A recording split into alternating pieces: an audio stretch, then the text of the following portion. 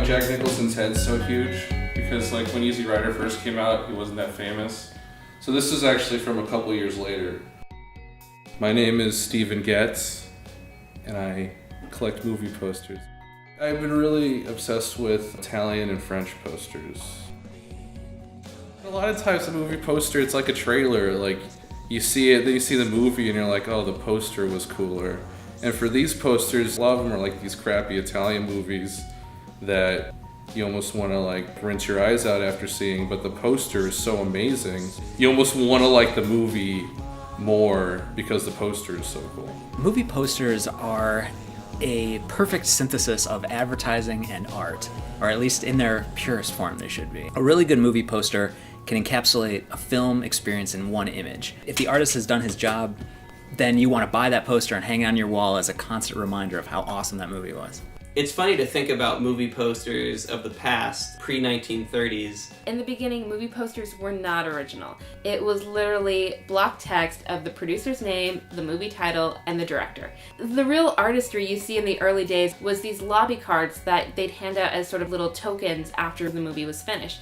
As time went on, movie posters started getting more bold and iconic. MGM posters were full of pastel colors and very soft, as opposed to 20th Century Fox, where their lines were more straight, and they really wanted to create posters that captured the epic feel of their movies. I think the golden age of the movie poster was probably the 70s and 80s. I mean, it was just more of like a single image. Look at Jaws, probably one of the greatest movie posters of all time. You know, there's Roy Scheider, not in the poster.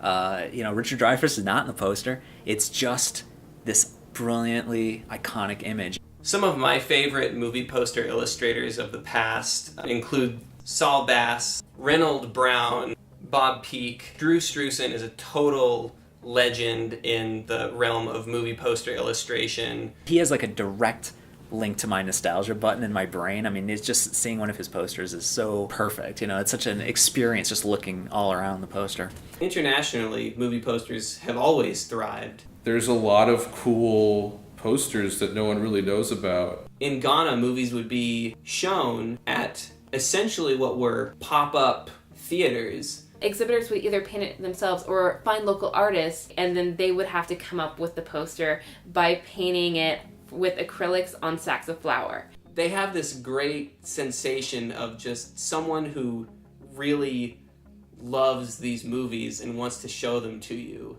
One of my favorite Ghanaian posters is the poster for Catwoman.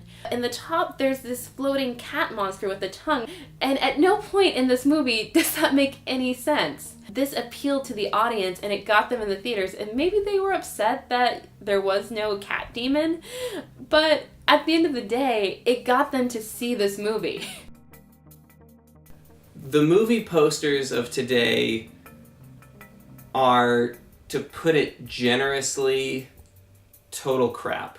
I don't ever hear anybody go like, oh man, that's a cool poster, I gotta see that.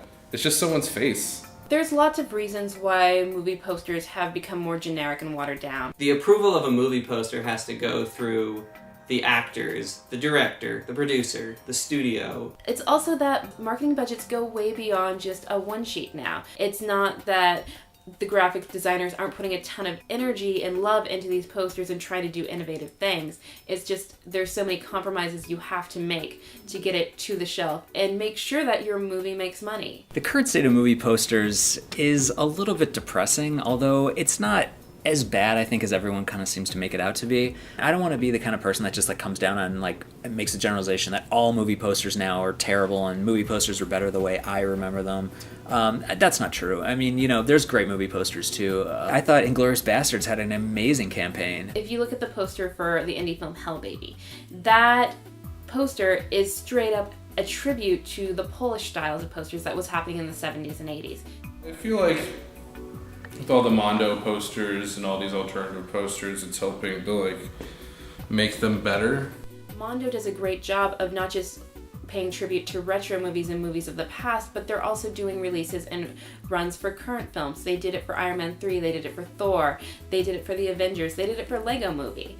The fan base for them is growing. Fan artists and movie lovers and illustrators across the world are taking up the call. I like to draw movie posters of art that no one draws fan art for, like bad movies, you know? I mean, no one's drawing Birdemic fan art. You know, I did it because it's a favorite movie of mine. It's true. We have this cult around posters and collectors because ultimately they're not just collecting a piece of artwork, but they're collecting a piece to remember the film by.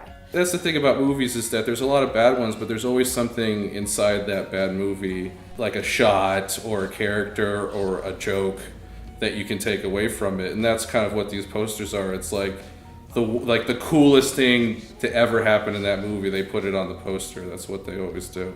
Or they really embellish it and make it bigger than the movie ever would be, but it's a close approximation that you're like, it just captures an essence and always like pumps it up.